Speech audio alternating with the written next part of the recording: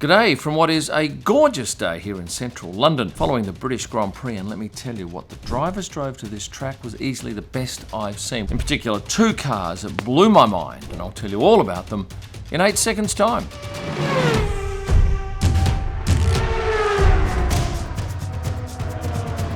Two very expensive, very impressive, very sporty cars absolutely grabbed my attention. So let's get stuck into it, starting off with the Red Bull drivers. Were they driving something incredible? No, they were once again in Mustang GTs. And I think we might be in for more of this particular car with this team for the rest of the year. Yes, they're electric and they're not bad looking cars, but they are certainly not supercars. For those of you wondering where the driver's car park is, it's right opposite the main swipe gates at Silverstone, and it's a wide open affair. We can see the drivers coming and going. It's a short walk across the road and then bang there into the paddock after they've signed numerous autographs. And did Valtteri Bottas drive into the track? No, he took a scooter, a pure electric scooter, which is Lando Norris's dad's company. Where was he coming from that he would ride a scooter? Well, a lot of the drivers stay in motorhomes on the track. That's because on certain nights, in particular Friday, it's very hard to get out of the track traffic-wise. Hence, they stay in the track in these motorhomes which go from track to track. And as I said, Valtteri scooted across. And the journey, it's about 1 kilometre,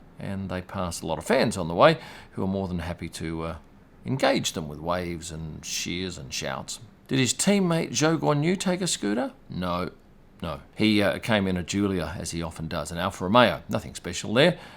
Stock standard, really. At this point, I should just say that if you need a VPN, you need Surfshark. Surfshark's an app and a browser extension that allows you to position your device anywhere in the world. Now, for someone like me that's on the road all the time, it's invaluable because some countries block certain websites, they block certain apps. However, if I base my computer out of Australia, and I can simply do that with a click of a few buttons, those blocks no longer work. And if you stream content on the likes of Netflix or Stan or Prime, you can position your device in a different country and access new content. And if you'd like to get an exclusive Surfshark deal, and it's a ripper, enter the promo code KIM when you go to the website, and you'll find a link in the description below. Plus, you get another 3 months absolutely free. To see how good the deal is, make sure you click on the link in the description. Thank you, Surfshark. I imagine you're pretty keen to see what the Ferrari drivers were driving, and you won't be disappointed. First up, Carlos Sainz was in this magnificent Ferrari 296 GTS. This is a gorgeous looking vehicle, just shy of £300,000 if you want to buy one in this country. Then of course the sky's the limit when it comes to adding extras. And Charles Leclerc, well, he actually walked into the track on every single day. And there's a bridge that actually comes over the track from the Hilton Garden Inn. That's the new hotel that's right on the track. Now, what was a room going for in that hotel over the weekend? Well, if you had deep pockets, you would have paid well over £10,000 for that room. But you were allowed to put, I believe, 8 people in the room. So a lot of people were buying them as virtual corporate suites. It's a short walk across the track, and Charles wasn't the only driver staying in that hotel, but I've got to thank Kai Richard Oliver for sending me a handful of pictures of a car that Charles had parked in the car park over there that we never saw at the driver's car park. This is a blue Ferrari Roma. Not quite as flash as Carlos's car. From something super exciting to something very basic now. We had Fernando Alonso arriving on 2 wheels. He too was staying in a motorhome, not too far from Valtteri Bottas over there. And his teammate Lance Stroll, once again a DBX from Aston Martin. And speaking of 2 wheels, a little bit later this year, I'm 99% sure I'll be giving away an electric scooter to one lucky supporter of mine. And in fact, all you have to do is make sure that you are a follower of my Instagram channel. More details coming, but I think you'll be pretty excited. I want to talk to you now about the Mercedes we saw in the paddock. The one from George Russell, to me, was a ripper. This is a G63 G-Wagon. They're quite iconic, these vehicles. I'm not sure they're super luxurious to ride in. This one, I believe, goes for just shy of £150,000 in the UK, if you can get your hands on one. And like last race, Lewis Hamilton was in a Mercedes EQS 450 Plus, black in colour. An EQS starts at just over £100,000 in Britain. And on the first day, Lewis came in a people mover.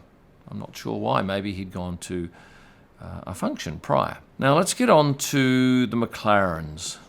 One of these cars was a blinder, but it's not the very best car that we saw. So let me run you through what Lando Norris drove in on all of the 4 days. And he was one of the drivers staying over at the Hilton Hotel. And he could have, if he wanted to, walk across the bridge. But he chose to drive this stunning McLaren Senna. When these were new, they were around £750,000. They're more expensive now. Released in 2018, they're a 4-litre V8 that generates just shy of 800 horsepower. Does 0 to 100 kilometres an hour or 60 miles an hour in 2.8 seconds. That is a supercar, very low to the ground, a really super looking car. And have a look at the rear wing.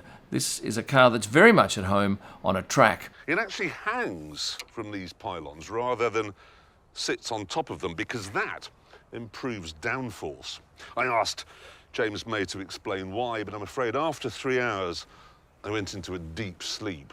Although Lando didn't have to drive it very far, probably 2 k's at the most, and through quite a lot of traffic. So I doubt that he pushed it very hard on the journey. And Oscar Piastri, well, he was one of the drivers that walked across the bridge each day with his trainer Kim Keedle. But he did have a McLaren car issued to him, and it was an Arturo. This car has a top speed of 330 kilometres an hour. Gorgeous looking, and if you get onto the McLaren website, you'll find that there's a great video of Daniel Ricciardo driving this monster around. Ooh. How could you get bored of this? But there's an even better car to come. Hang around.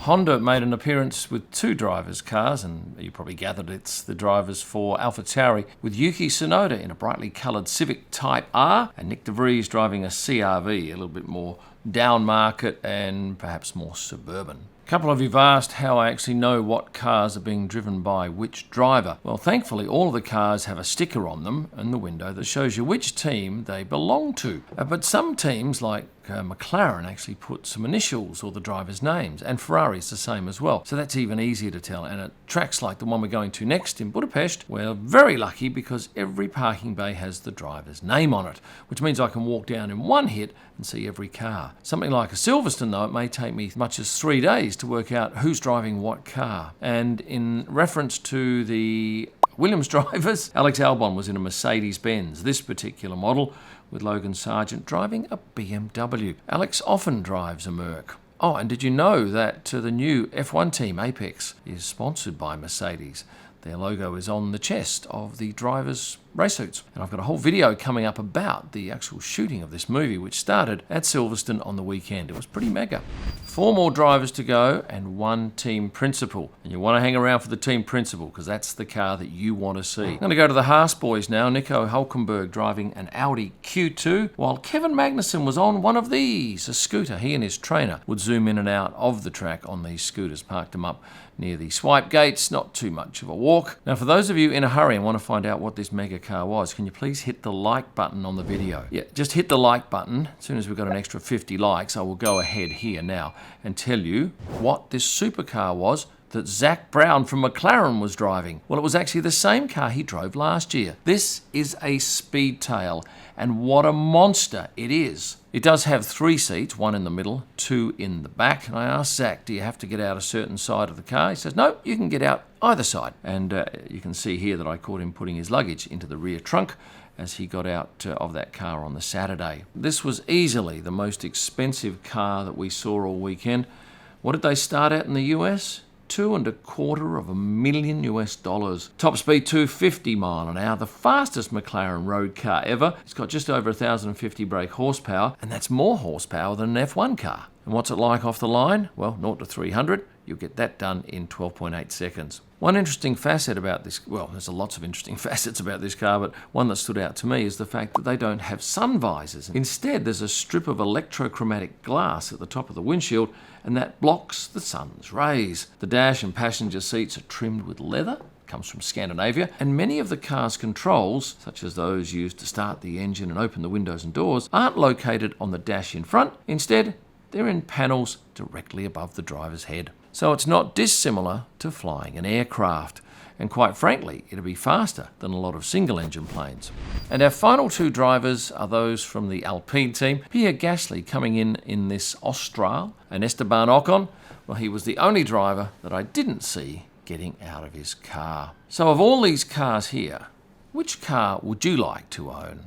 If money was no object, would it be a supercar? Or would it be something a little more usable and friendly around city streets? I'm interested in your comments, so please note them below. Now, my latest British Grand Prix photo book is out. You can head to my website at kimellman.com where you can find that and order it online. It'll be with you in a couple of weeks. You'll also find there merchandise, wall art, and signed prints by drivers and team principals. You'll find all of my digital images at prostarpics.com. And for up-to-date photos from the track live during an event and during the week, go to Instagram and search at Kim Ellman. Thanks for watching and stay passionate.